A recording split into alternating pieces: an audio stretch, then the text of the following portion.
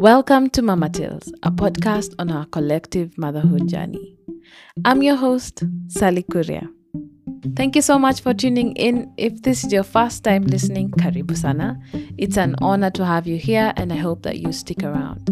New episodes like this will be coming your way every single Tuesday, so buckle in for the ride. Today I have a very interesting episode to share because it comes from a mom who thinks a little bit differently from most. She knew that motherhood was a calling from a very young age, but not just her motherhood journey, but her innate passion to help women enjoy their birth experience. This is actually her second time of being on the podcast. In her previous episodes, she talked about her role in supporting women have holistic pregnancies and birth, and her own home birth experience. Let me play you a short clip from that. Next thing you know, something like this force just drags me to the ground. Like, I remember, I don't know if I was screaming in my head or like in real time. Yeah. Because my husband said I was very quiet. But in my head, things were hectic. So I remember I was just like, I start cussing. So I called my husband. I'm like, yo, help me get on the floor. My water broke on the couch. And I felt this intense pressure and like that vomit sensation. Yeah. It's now on my uterus. If you want to listen to her previous episodes, you can find them on episode 11 and 12, and they are titled Pregnancy is a State of Wellness. In this episode, she comes on to talk about her second home birth experience and how that has evolved from her first, as well as a reflection on the motherhood journey she's been on. She had her baby while we were recording, so you might hear the odd coos and hiccups here and there. Here's a bit of what's coming up. We do women such a disservice by knocking down that confidence for parenting before they even get to that point, you know? By the time you're giving birth, you've already been told that they need to put their fingers in your vagina to make sure the baby's gonna come, whether that finger is in your vagina or not. Yeah. And if the baby, like let's say you're in labor and your labor is stalled or you're feeling like you're about to have a prolapse, you might not know what exactly that is, but your body will tell you that, okay, this isn't going, okay, yeah, I need help, yeah. So we are going to get into that in a little bit, but before we get there, let's dive into some reactions from last week's episode and the highlight of the week. This little nugget of time where we look back at the week to celebrate the little moments that brought us joy.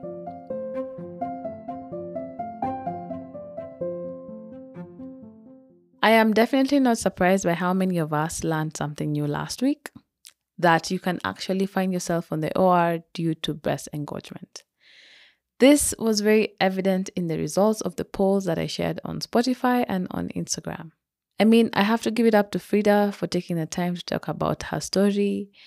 Not a lot of people know the repercussions of ignoring some of these things. And you know, there's quite a lot of things that you're told that you should do at home without really being able to identify the big stressors, you know, the things that can land you in the OR like they did for Frida. So, hey, spread the word, right?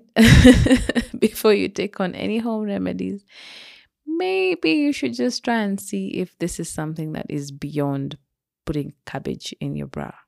To my highlight, I think, let me tell you, like this past week has been really, really hard. My husband, I think I'd shared this earlier. I don't know if I had, but my husband had traveled for work for a week. He was in India. On his way back, he fell a little bit ill.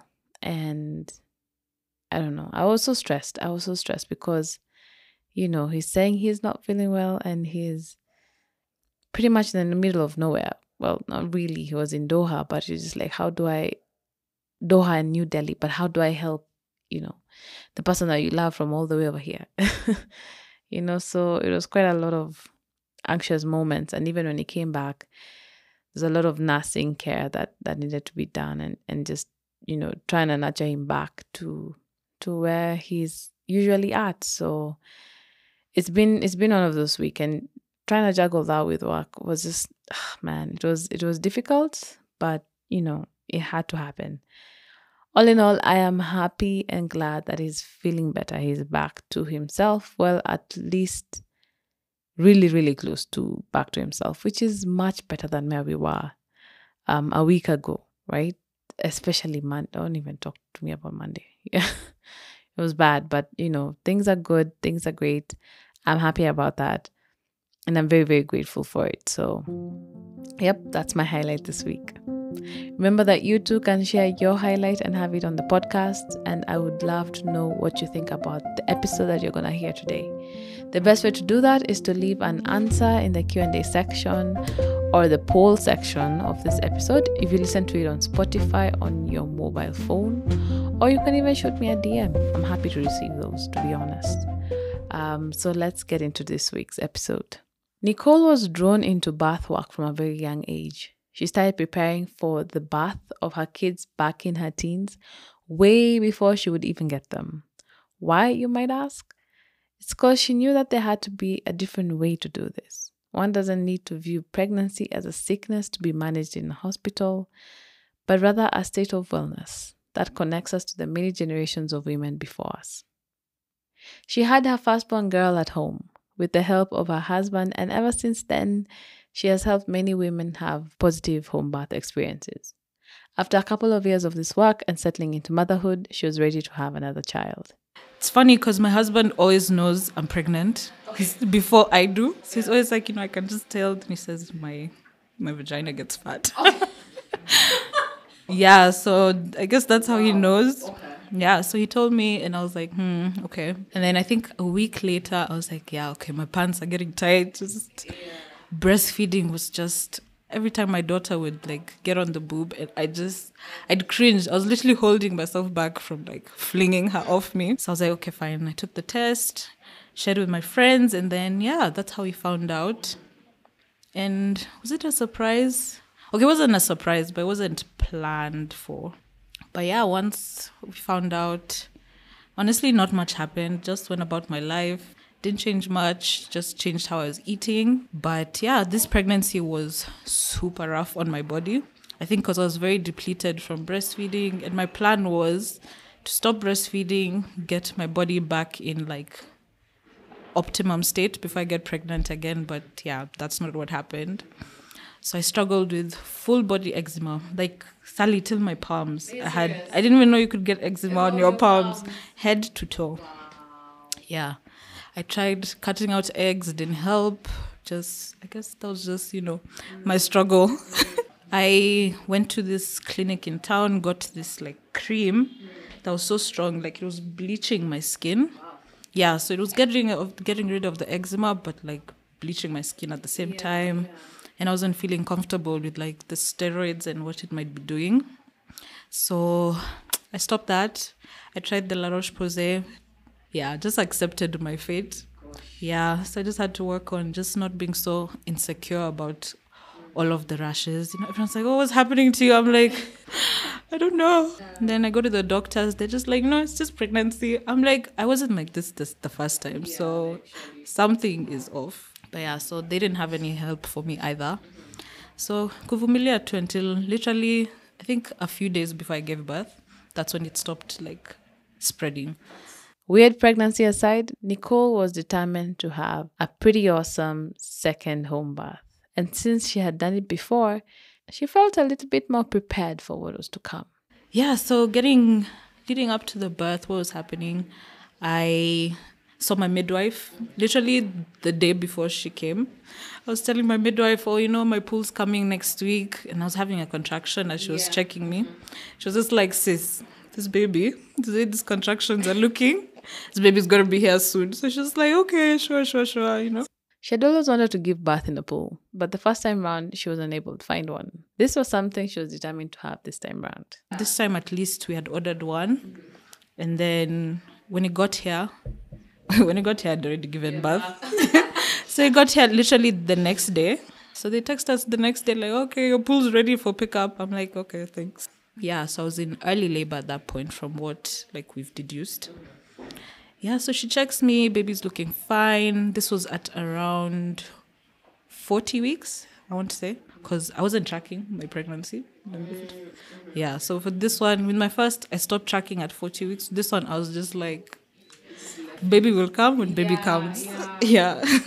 I don't know. I don't know if I could handle pregnancy without religiously keeping track of the progress. I think I might have had multiple apps tracking my pregnancy. day by day. I just needed to know what's going on in my body. As if not knowing was something that would make her anxious.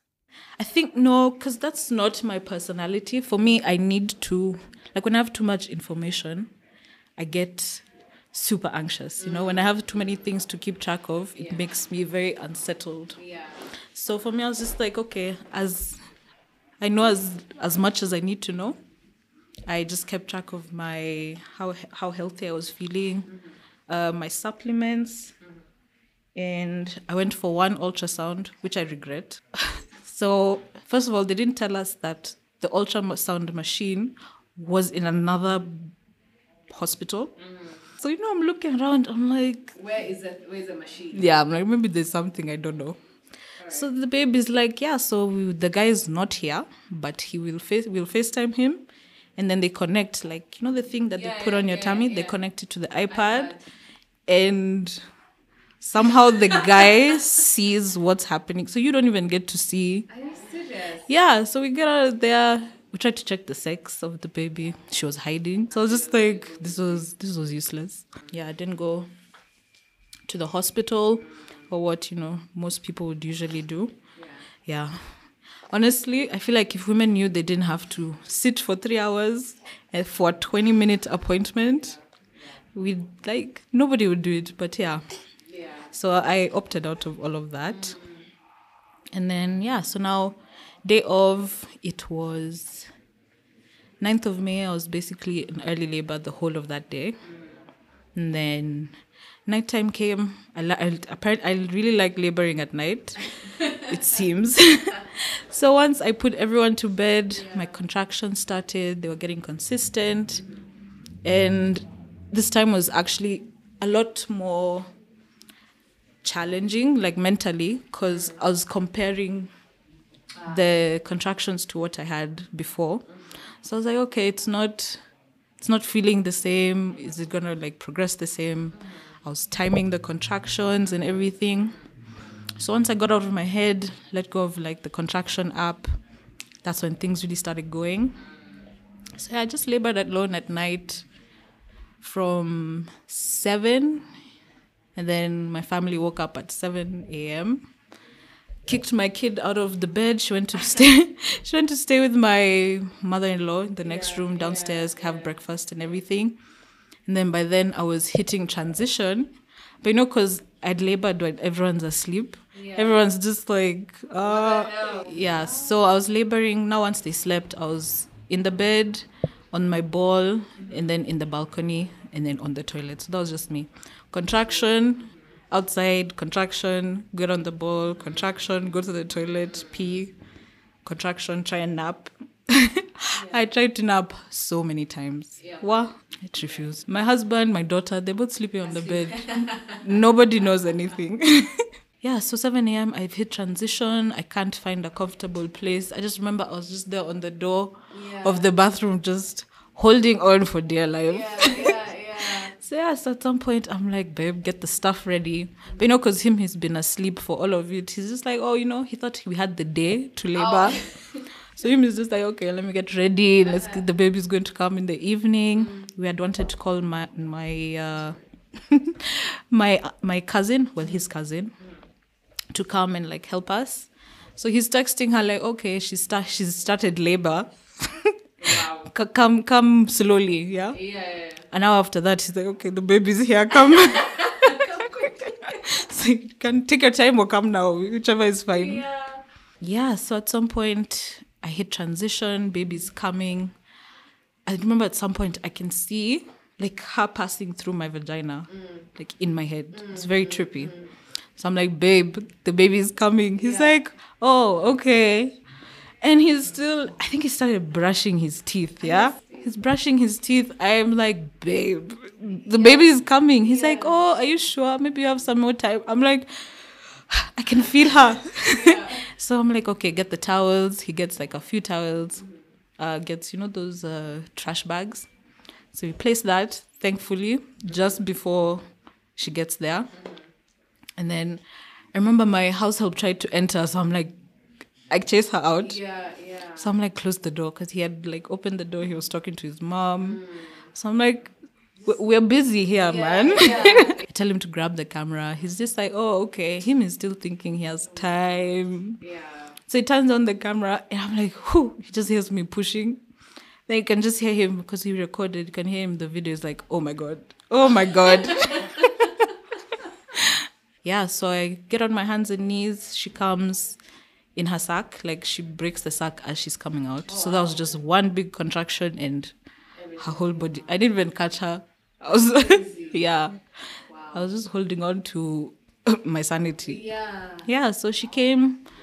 My husband called my mother-in-law. She came in. She was super nervous. So she's there like, oh my God, what do I do? Do you need water? Do you need... So she's panicking. My husband's there. He's laughing. He's just so excited. So she's like, what the hell are you guys so chill? Like, there's a baby here. It's like, you don't need a towel. You don't need anything. So we're both like, okay, it's fine. Just relax. Just give me some water. So I just gave her something to do. So I asked her to give me water. And then, we sat on the bed. I called my midwife. I'm like, so, hey. The plan was for her to come after I give birth to do the postpartum checkup, to do the stitching and everything in case I needed it. But so I called her. I was like, so, I know you just came yesterday, but come back. So after the baby came, we got on the bed. After about an hour, I went to the bathroom, got the placenta out, and then, midwife came, I think, 3 hours later. Got the stitches done, she cleaned up everything, I got fed. And that was how she joined us. First time round, Nicole consumed part of her placenta. Yeah, you probably heard that right. After she delivered it, her friend cleaned it up, cut some of it up, and added it to a smoothie. She did this to maximize on the benefits of the placenta and also as a way of honoring the work that it did to nourish her daughter in utero. This time round, she did things a little bit differently with it. This time, I just froze it and then we planted it on my 40 days postpartum. With a little prayer for her under a lavender, which is growing so well now. I'm so protective of it. I wake up in the morning and just count how many buds are growing. Yeah. I was curious about the 40 days because this is not the first time I was hearing it, at least not in this podcast. Zain, a mom of two and the founder of Play Academy Africa, also talked about having a good, solid 40 days non-stop of care and bonding for her and her babies after birth. So in most, let me say all traditional cultures, you find that the mom or the woman will be it's usually called 40 days of confinement. Some cultures, it's even 3 months, which is a lot. I can't imagine being contained for 3 months. The 40 days in itself was so hard. Wow. I really had to force myself to rest. And whenever, even just going downstairs to try and make breakfast, my body would just have a gush of blood. So I'm just like, okay, let me go back to bed. So I think this time I was very strict with my recovery. So for those 40 days, I literally did nothing that didn't have anything to do with showering, breastfeeding, and eating. Thankfully, we had my mother-in-law there, so she handled my 3-year-old. So she didn't really feel like there was much of she wasn't missing too much. And then, so in the 40 days, you're supposed to basically stay warm, stay fed, no cold drinks, no cold food. If you can be massaged every day, even better. So my husband did that. He was my perfect birth partner. Honestly, he was super perfect. And then I think this time was even better because our relationship wasn't going through the struggles of just getting married. Yes. Oh my God, I remember with my first, after he gave birth, he rocked us. And he was also going through his own stuff. So at least now he was able to be fully present, just enjoyed this newborn phase with me as well. So it's been perfect, honestly. Better than I expected. Because I got so many stories from everybody. Be ready for... so now my firstborn to throw tantrums, all of that. She's going to hate the baby. I got that so much. And I'm like, okay. So it was so good. My 3-year-old was fantastic. Oh my God. I'm so proud of her. So cool. I wondered why she thought her daughter handled the transition so well. I think it was multiple things. So, firstly, my mother-in-law is basically like her second mom. So she had that to like kind of fill in that void for me when, I'd be focused on baby. And then I don't know if it's because the age gap also, because I know 3-year-old, she's also in her independent phase, she doesn't really want to be held too much. She's got better things to do than sit in the bedroom all day. Because I remember like the first week we'd tell her, I can't go anywhere. She'd ask me to go down to play with her. So we'd just tell her, okay, I need to rest, I'm recovering. And also because she saw the birth, she was like, okay, anyway, you need to recover. My plan was for her to be there if possible. Honestly, I didn't have too much expectation for her. So when she came in with my mother-in-law, I didn't even notice she was there. So I just saw her in the back once I'd like sat down. She was just like, what the heck is going on? Yeah, so that first day, she was super freaked out. She was just like, yo, why is there blood on you? There's poop on the floor. But the next day, she was like, Mom, she came to me, she's like, Mom, did the baby poop on you? I'm like, yeah. Now every time she sees the towel, she's like, Mom, that's where Toria pooped? And I'm like, yeah. So I think for her, the biggest thing she had to wrap her head around was the poop and then, seeing the blood on my legs and stuff like that. So once I'd explained it to her and then she'd seen the baby. So now she knows babies come out of your vagina. She knows about placentas. Yeah. She's going to be that kid in school just... yeah. Even like the cord, she helped me clean that up. So now she knows that the placenta detaches and that's how you have a belly button.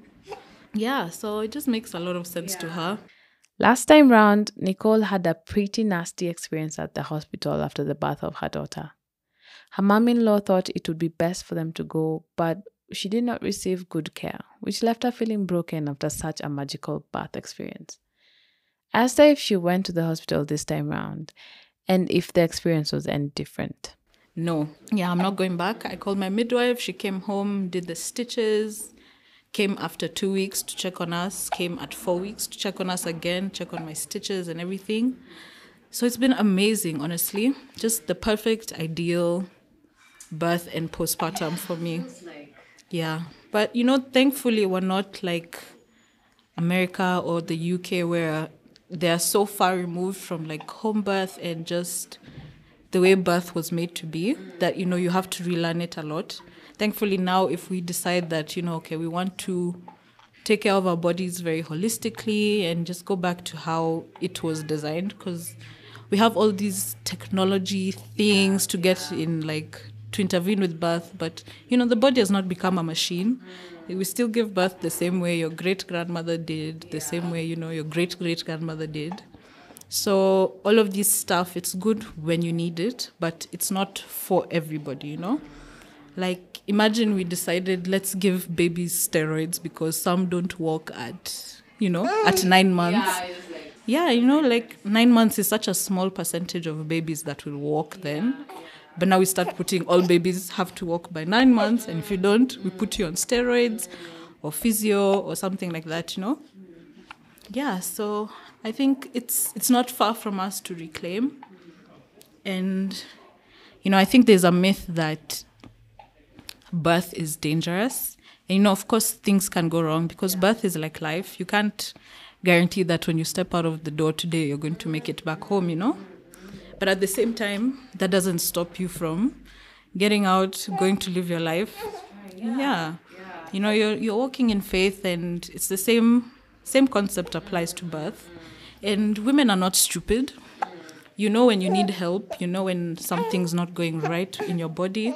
Even after you give birth, you don't need a doctor to tell you your baby's sick, We do women such a disservice by knocking down that confidence for parenting before they even get to that point, By the time you're giving birth, you've already been told that they need to put their fingers in your vagina to make sure the baby's going to come, whether that finger is in your vagina or not. Yeah. And if the baby... let's say you're in labor and your labor is stalled or you're feeling like you're about to have a prolapse, you might not know what exactly that is, but your body will tell you that, okay, this isn't going, okay, yeah, I need help. Yeah. One of the things Nicole wanted to share was her evolving thoughts on motherhood, something she has been reflecting a lot on lately. It has been, honestly, it's been such a nice surprise because I know there's this whole thing on social media of stop glamorizing motherhood and moms telling people reasons why they shouldn't have kids. Yeah. And I'm just like, okay. But for me, like growing up, being a mom was like the least glamorous thing you could do. Yeah. The moms were the ones doing all the work in the house, plus working outside. They were giving up their careers. They were moaning about like the changes in their body, all of these things. And you know, growing up, I don't know if it was the same for you, but being a kid was kind of like a chore for parents, you know. It's like, okay, I bought this thing, you just sit there, kind of like a car, you know. So for me, like enjoying motherhood has been very important to me. Can you pause? I called my hubby. Yeah, for me, being a mom was not like some fantastical, wonderful job, you know. It's like they said they were blessed to have kids, but the actions were not connecting, you know. It's like, oh, I love my kids, but you're not supposed to be talked to. You're not supposed to cause too much, you know, drama and stuff like that. So for me, it's been really healing, especially because I have a difficult relationship with my own mom. So I just try to enjoy it, even though like some days it's like you're arguing with a 3-year-old and you're like, am I really the mature person I thought I was? Hey, my child has chest. Bro, I'm like, we could fight, you know? I'm being very gracious right now, but yeah. So I just try and enjoy it. I love babies, which I think makes it easier, you know?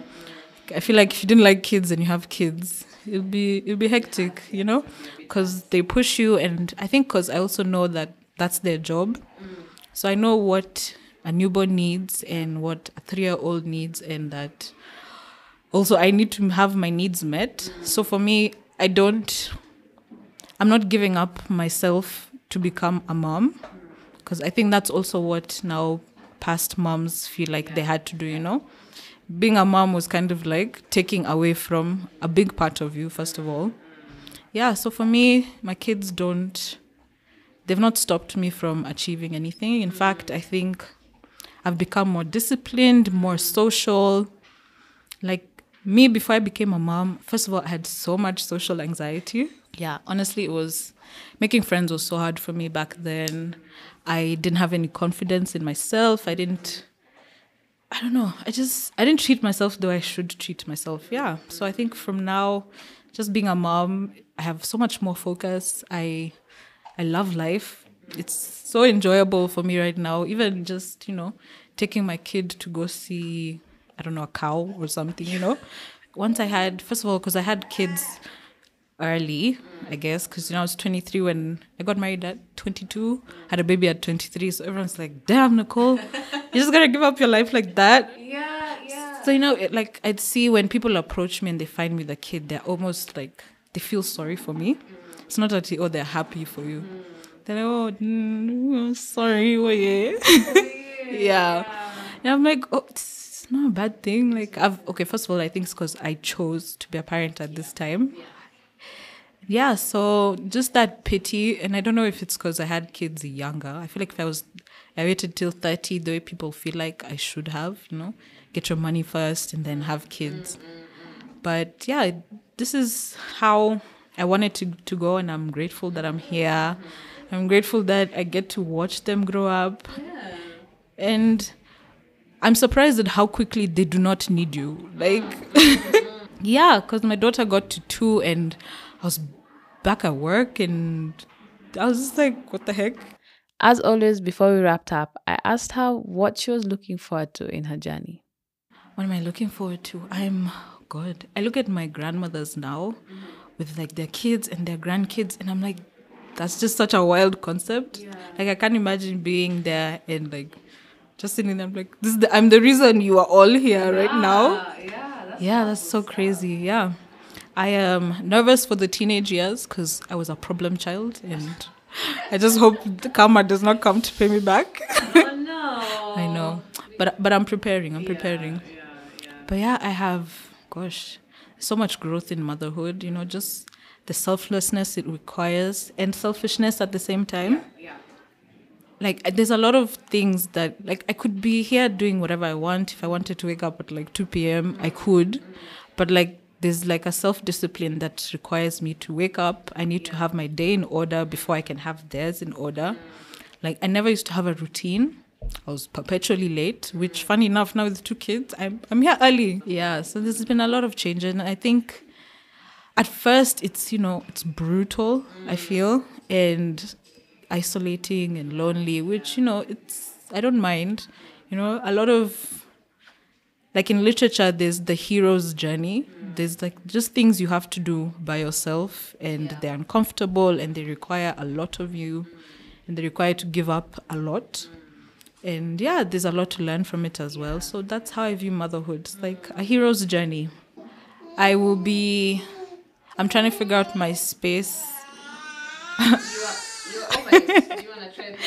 How to show up in that space for women. I'm working on something for the dads, just because I've seen how transformative it's been for my husband as well. And in my mind, it was just, okay, I'm the one giving birth. I'm the one going through all these changes. But a lot has happened for him. It's required a lot from him just to be a father on its own, and just him having to check himself and all of that. And I'd like to give something for men to help them show up for their partners during the season. And for me, I feel like it's been easier for him just because he's been able to prepare. I feel like men get left behind, even as boys. It's quite sad, honestly, when I think about it. And yeah, I just want something that will help dads just be ready for fatherhood, just to know that, it's not something that you should detach from yourself from, but it's also going to be hard for you, even though it's not going to be as challenging. Yeah, it's like a different kind of challenging. Yeah, so I'd like to create something that helps them support their partners, themselves as well. Yeah, and just make that adjustment easier. Yeah. Yeah, and also just to help them, like, get out of the way. Because one thing I've noticed working with women is, like, your husband or your partner kind of wants to save you from birth. But it's like, you can't save her. And you being scared for her is not helpful. So I just want to give them tools to be able to show up there and not be uncomfortable with how uncomfortable your partner is during labor and those first few months. Yeah, just being more understanding and gracious for the both of you. I want to thank Nicole for taking the time to share her story with us again. If you'd like to see more about her work and possibly engage her for your upcoming pregnancy and birth, please reach out to her. I will leave her details in the show notes of this episode.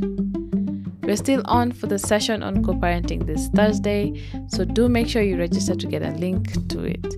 Or better yet, subscribe to our YouTube channel and turn on notifications to be notified when the session is up. I've already sent out an email to everyone who's registered. So if you haven't seen that yet and you're registered, please check your inbox, see if it disappeared somewhere in spam, but I think it should be fine. For all those who do not know what I'm talking about, on Thursday, 1st of Feb at 7 p.m. I'll be sitting down with Ivy Kathungu. She was in episode 48 of the podcast, and we'll be talking about the legal side of co-parenting, kind of building up on that episode that we did. We have received over 800 registrations and they're still coming, which is great. I love that because we all need this information, and over 750 questions. We definitely cannot go through 750 questions in 1 hour, but don't worry, I got a soul for that. So just make sure you come on Thursday. It is a virtual event. The link will be shared to you if you've registered, and you could also just subscribe to the YouTube channel to just be ahead of everything. So before I wrap up, I just want to remind you that your story is powerful. So do you have a story on your motherhood journey that you'd like to share? Let me know. Details on how you can do that can be found in the show notes of this episode. That's it for this week. See you in the next one. Bye.